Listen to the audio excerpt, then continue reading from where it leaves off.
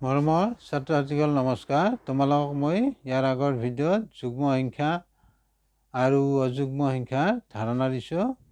আজি মই কোনো এটা সংখ্যাৰ উৎপাদকৰ ধাৰণা বুজাই দিম। চাবা, প্ৰথমে তুমি জানিব লাগিব উৎপাদক কাক বোলে। উৎপাদক ইংৰাজীত ফেক্টৰ বুলি ক'ম।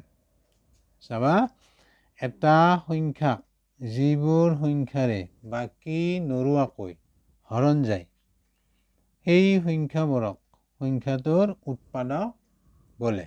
নাইবা আমি সংখ্যাটো এনেকৈ লিখিব পাৰোঁ, কোনো সংখ্যাক যিবিলাক সংখ্যাৰ পূৰণফল হিচাপে প্ৰকাশ কৰিব পাৰি সেইবোৰ সংখ্যাক মূল সংখ্যাটোৰ উৎপাদক বোলে।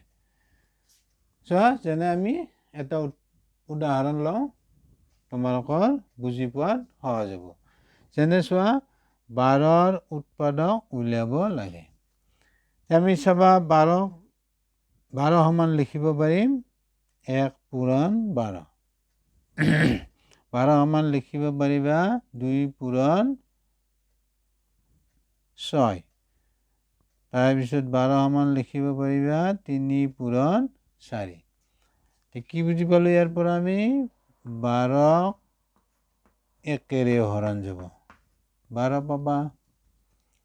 তেনেকৈ তুমি 12 2ৰে হৰণ কৰিব পাৰিবা 6 পাবা। তেনেকৈ তুমি 12 3ৰে হৰণ কৰিব পাৰিবা 4 পাবা। 12 4ৰে হৰণ কৰিব পাৰিবা 3 পাবা।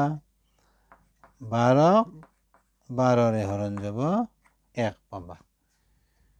এতিয়া তুমি চোৱা, 12 1ৰে হৰণ কৰিলা 12 পালা, 2ৰে হৰণ কৰিলা 6 পালা, তাৰপিছত 3ৰে হৰণ কৰিলা 12 4 পালা, 4ৰে 3 আৰু 12 12ৰে হৰণ কৰোঁতে তুমি 1 পালা। এতিয়া চাবা, আমি আমাৰ প্ৰথম সংখ্যাটো, এটা সংখ্যাক যিবোৰ সংখ্যাৰে বাকী নোৰোৱাকৈ হৰণ যায় সেই সংখ্যাবোৰক সংখ্যাটোৰ উৎপাদক বোলে। এতিয়া চোৱা, আমি 12ক হৰণ কৰিছোঁ কিহেৰে? 1ৰে, 2ৰে, তাৰপিছত 3ৰে, 4ৰে আৰু 12ৰে। গতিকে বাকী নোৰোৱাকৈ সম্পূৰ্ণ হৰণ গ'ল।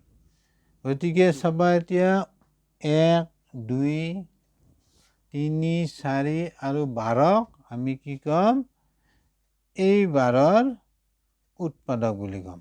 ভালো বুজি, 1 2 3 4 আৰু 12 হ'ল এই 12 সংখ্যাটোৰ উৎপাদক। এতেকে লিখিম, এতেকে 12ৰ উৎপাদকবোৰ হ'ল 1 2 3 4, তাৰপিছত 6 আৰু 12।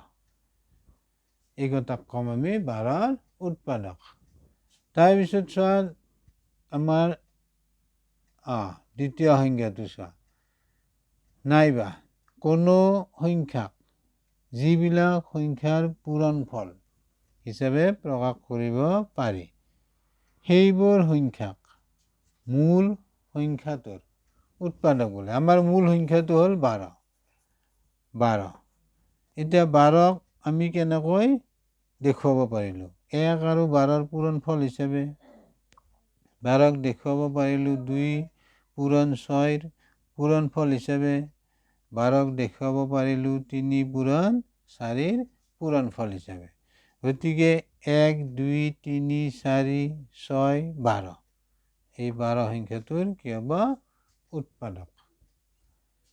গতিকে তোমালোকে বুজি পালানে নাই? কমেণ্টত জনাবা আৰু লগতে ভিডিঅ'টো লাইক শ্বেয়াৰ ছাবস্ক্ৰাইব কৰিবা।